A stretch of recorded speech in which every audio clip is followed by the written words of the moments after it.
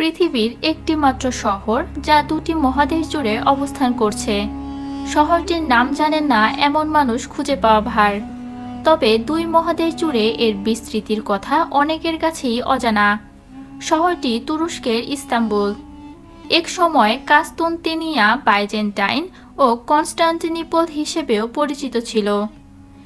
1923 সালে কনস্টান্টিনোপল থেকে পরিবর্তিত হয়ে ইস্তাম্বুল হিসেবে প্রতিষ্ঠিত হতে থাকে এই শহর। ইস্তাম্বুল তুরস্কের সংস্কৃতি ও অর্থনীতির কেন্দ্রস্থল। শহরের মোট আয়তন 5,461 বর্গ কিলোমিটার। বর্তমান জনসংখ্যা 1,27,82,960 জন। ইস্তাম্বুল মূলত তুরস্কের দক্ষিণ পশ্চিমে অবস্থিত একটি প্রদেশ। শহরটিকে দুই ভাগ করে মাঝখান দিয়ে বয়ে গেছে বসফরাস প্রণালী। উত্তরে কৃষ্ণ সাগর এবং দক্ষিণে ভূমধ্যসাগর। এর পশ্চিম দিক এশিয়ার মধ্যে পড়েছে আর পূর্ব দিক ইউরোপে। সংস্কৃতি, অর্থনীতির পাশাপাশি ধর্মীয় দিক থেকেও শহরটির রয়েছে দীর্ঘ ঐতিহ্য। তিনটি বড় সাম্রাজ্যের রাজধানী ছিল এই শহর। রোমান, বাইজেন্টাইন ও অটোমান সাম্রাজ্যের কেন্দ্রবিন্দু ছিল এ শহরই। খ্রিস্টপূর্ব 7ম শতাব্দী থেকে এখানে বসতি গড়ে ওঠে। ইস্তাম্বুল কেবল তুরস্কের নয়, এশিয়া মহাদেশের অন্যতম আকর্ষণীয় শহর। ইস্তাম্বুলের প্রধান আকর্ষণ বসফরাস। বসফরাস প্রণালীতে অবিরাম বয়ে চলা পানির ধারাটি সংযুক্ত করেছে এশিয়া ও ইউরোপকে।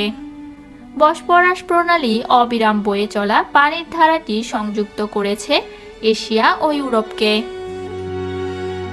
এশিয়া ও ইউরোপকে একত্রে বলা হয় ইউরেশিয়া, যার বিভাজন রেখা হলো বসফরাস প্রণালী, যে প্রণালীর অবস্থান ইস্তাম্বুলে। এ কারণেই মূলত ইস্তাম্বুলকে বলা হয় দুই মহাদেশের একটি শহর। কয়েক শতাব্দী প্রাচীন ইস্তাম্বুল নগরী একসময় তুরস্কের রাজধানী ছিল, কিন্তু প্রথম বিশ্বযুদ্ধের পর এই নগরী শত্রু কর্তৃক অবরুদ্ধ হয়ে পড়ায় রাজধানীকে হস্তান্তর করে আঙ্কারায় নিয়ে যাওয়া হয়। রাজধানী হস্তান্তর হলেও ইস্তাম্বুলের গুরুত্ব কোনো অংশেই কমেনি। এ শহর আগের মতোই তুরস্কের সবচেয়ে গুরুত্বপূর্ণ অর্থনৈতিক কেন্দ্র হিসেবে স্বীকৃত।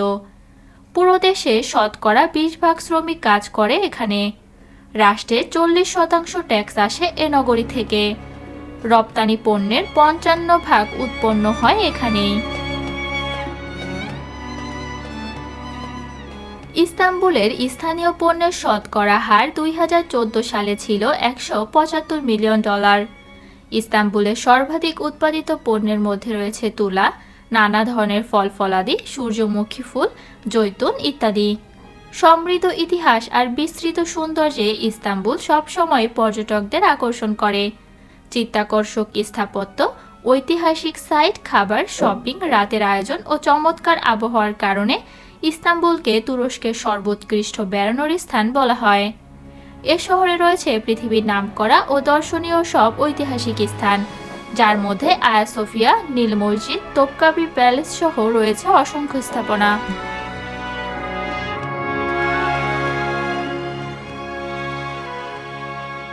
ইস্তাম্বুলে প্রাচীন গৌরবোজ্জ্বল ঐতিহ্য, সমৃদ্ধ শিল্প স্থাপত্য, অপরূপ প্রাকৃতিক সৌন্দর্য, ব্যবসা বাণিজ্য যেমন দেশ বিদেশের মানুষকে আকৃষ্ট করে, তুরস্কের অর্থনৈতিক উন্নয়ন ও সমৃদ্ধির পেছনেও তেমনি ইস্তাম্বুলের অবদান অপরিসীম। দেশের অর্থনৈতিক অগ্রগতিতে ইস্তাম্বুলের পর্যটন খাতের রয়েছে বড় অবদান। পর্যটকদের সেবায় অত্যাধুনিক ইনফ্রাস্ট্রাকচার চালু থাকায় নগরের আয়ের বড় অংশ আসে এ খাত থেকে। ফলে প্রতি বছর পর্যটকদের সংখ্যা বাড়ছে। বিমানে এক দেশ থেকে আরেক দেশে যেতে অনেক সময় যাত্রা বিরতি দিতে হয়। এক বিমান পাল্টে অন্য বিমান ধরতে হয়। এ সময় বিমানবন্দরে দীর্ঘক্ষণ অপেক্ষা করতে হয় যাত্রীদের। বাইরে যাওয়ার অনুমতি থাকে না। কিন্তু ইস্তাম্বুল স্টপ ওভারে রয়েছে অন্যান্য সুযোগ। যদি 20 ঘন্টার মতো সময় হাতে থাকে তাহলে ফ্রিতে পুরো শহর ঘুরে দেখতে পারে যে কেউ। বিশ্বের সবচেয়ে বড় বিমানবন্দর এখন ইস্তাম্বুল শহরেই। ইস্তাম্বুল বিমানবন্দর নামের বন্দরটি 2018 সালের নভেম্বরে উদ্বোধন করেন তুরস্কের প্রেসিডেন্ট রিসেপ তাইয়েপ এরদোয়ান। ইস্তাম্বুলের প্রধান বিমানবন্দর আতাতুর্কের পরিবর্তে এখন এ বিমানবন্দর দিয়েই যাত্রীরা বিশ্বের বিভিন্ন গন্তব্যে যাতায়াত করে। এ বিমানবন্দরকেই ট্রানজিট হিসেবে ব্যবহার করে থাকেন অধিকাংশ। এ চিন্তা মাথায় রেখেই তুর্কি এয়ারলাইন্স স্টপ ওভার ইস্তাম্বুল চালু করেছে, যাতে পর্যটকেরা সহজেই ঐতিহ্যবাহী শহরটি ঘুরে দেখতে পারেন। ইস্তাম্বুলের এই বিশাল বিমানবন্দর তৈরিতে খরচ হয়েছে $510 কোটি বেশি। এর আয়তন 7,600 হেক্টর। কি আছে এই প্রাচীন ঐতিহ্য শহরের অলিগলিতে, দেখে নেওয়া যাক এক নজরেই। কেউ ইস্তাম্বুল যাবে আর বসফরাস ব্রিজ দেখবে না, এটি হতেই পারে না। এটি সেই স্থান যা দুই মহাদেশকে সংযুক্ত করেছে। 1970 থেকে 1973 সালের মধ্যে নির্মিত হয় এই সেতু। সেতুর নিচে অপেক্ষা করছে ছোট বড় নৌকা, যাতে পর্যটকেরা স্বাচ্ছন্দ্যে ঘুরে বেড়াতে পারেন বসফরাস প্রণালী। সেতুটি আর্টোকই এবং বেলবাড়ির মধ্যে বিস্তৃত।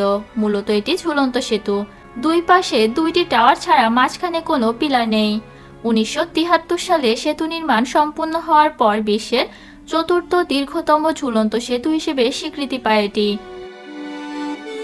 ইস্তাম্বুলের অন্যতম পর্যটন আকর্ষণীয় স্থান নীল মসজিদ, যা সুলতান আহমদ মসজিদ। মূলত ইসলাম ধর্মের প্রার্থনার স্থান হলেও প্রতি বছর লাখ লাখ মানুষ এই স্থানে ভ্রমণ করেন। এর সৌন্দর্য মুগ্ধ করে পর্যটকদের। মসজিদের অভ্যন্তরীণ দেয়ালে নীল রঙের টাইলস দিয়ে সুসজ্জিত বলে এই মসজিদকে নীল মসজিদ ডাকা হয়ে থাকে। এটি 1609 থেকে 1616 সালের মধ্যে ওসমানীয় সাম্রাজ্যের সুলতান আহমদ বখতি নির্মাণ করেন। মসজিদ কমপ্লেক্সে একটি মাদ্রাসা, একটি পন্থনিবাস এবং প্রতিষ্ঠাতার সমাধি রয়েছে।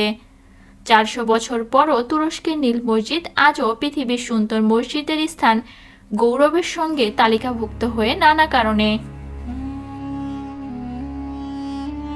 এর ঐতিহাসিক গুরুত্ব ধাপে ধাপে সাজানো গম্বুজ, 6টি মিনার, বিশাল মহান মূল্যবান সিলিং, অনেক দূর থেকেও দৃশ্যমান হওয়া, গাছগাছালি ঘেরা এর চারপাশে বিশাল সুনিবিড় পরিবেশ, পার্ক সাজানো রাস্তা, বাড়িঘর, নীল জলধারার ফোয়ারা, মসজিদের অভ্যন্তরীণ হাতের কাজ, সব মিলিয়ে ইংরেজিতে place of magic and wonder হিসেবে পরিচিত এই মসজিদটি।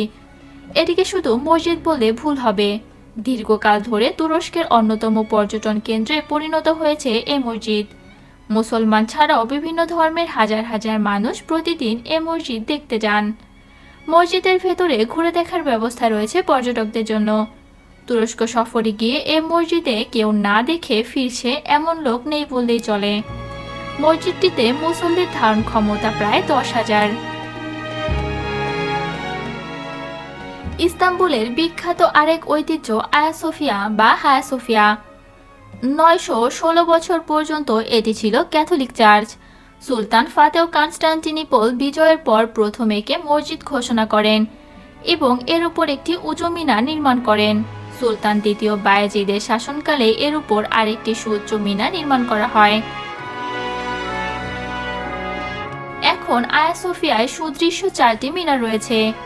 গ্রিক ভাষায় হায়া মানে পবিত্র আর সোফিয়া মানে জ্ঞান। কনস্টান্টিন যে গির্জাটি তৈরি করেন তা আকারে খুব একটা বড় ছিল না। আগুনে পুড়ে যাওয়ার পর সম্রাট জাস্টিনিয়ানের আমলে সেটি বিরাট আকারে পুনর্নির্মিত হয়।